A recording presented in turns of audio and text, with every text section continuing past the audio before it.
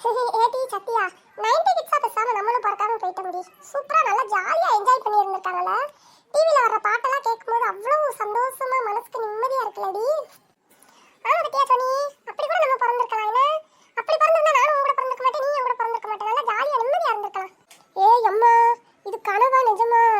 ரெண்டு பேரும் ஒண்ணா இடிச்சுக்கிட்டு உட்கார்ந்திருக்காளுங்க. போச்சு, இன்னைக்கு என்ன ஏறி கூட்ட போறாளுங்களோ தெரியல. இவளுங்க ரெண்டு பேரும் ஒண்ணா இருந்தாலே சரிப்பட்டு வராது. ஏதாவது ஒரு பெரிய சண்டை இழுத்துருவாங்க. ஏமா முதல் ரெண்டு பேத்தையும் பிடிச்சு விடணும். ஏடி ஏடி, ரெண்டு பேரும் என்னடி செஞ்சுட்டு இருக்கீங்க? ஒருத்திக்கு மேல ஒருத்தி ஏறிக்கிட்டு உட்கார்ந்துருக்கீங்களே, என்ன? ஏ சத்யா, அம்மா மூஞ்ச பத்தியா? ஏன் நம்மள பார்த்து இப்படி ஷாக் ஆகி நிக்கிறா? என்னாச்சு தெரியலையே. ஏமா என்னமாச்சு? என்னமா பிரச்சனை? ஏன் இப்படி ஷாக் ஆகி நிக்கிறா? அடி, நம்ம வீட்ல நடக்கிறது கனவா நிஜமாடி?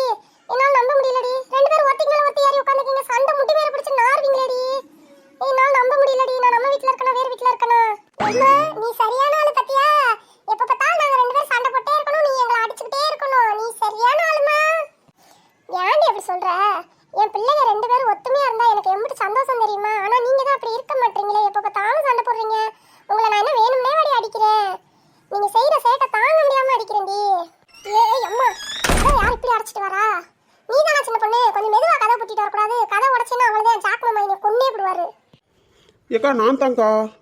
எனக்கா சத்யா சோனி ரொம்ப ஒத்துமையாக இருக்கிற மாதிரி இருக்கு. உங்கள் வீட்டில் இவ்வளோ அமைதியாவா? இதெல்லாம் நம்பிய மாதிரியாக்கா இருக்கு. நடக்கட்டும் நடக்கட்டும். எவ்வளோ சத்யா சோனி ஏதோ அடுத்த பிளான் பண்ணிட்டீங்க போல தெரியுது. நடத்துங்க நடத்துங்க.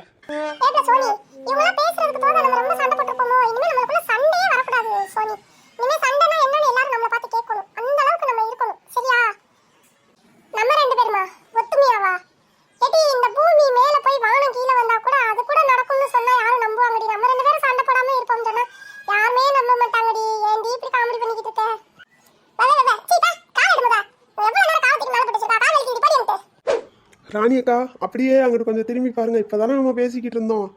அங்கே சத்யாவை சோனியா பிடிச்சி தள்ளி விட்டா. ஏய் அம்மா, இப்பதான் நினைச்சேன் நம்ம பிள்ளைங்க நல்லா ஒத்துமையா இருக்குன்னு. இந்த ஆரம்பிச்சிட்டாளுங்கல்ல, இன்னி இவளுங்க பஞ்சாயத்து தீர்க்கிறதுக்கு எனக்கு நேரம் சரியா இருக்கும். நான் எங்க போய் சமைக்கிறது? ஏய் ட்ரிஜ்கால், தள்ளி விட்டுட்டாமா. இங்க பாருங்க, கண்ணுக்கிட்ட எல்லாம் அடிபட்டுருச்சு, வலிக்குதுமா. போடுங்கடி போடுங்க. நல்லா சண்டை போட்டு ஒருத்திக்கு ஒருத்தி அடிச்சு எவளாவது ஒருத்தி சாகணும், மீதி இருக்கிறவளை நான் கொல்லணும். நான் இப்ப வேடிக்கை பார்த்துக்கிட்டு தான் இருக்கேன்.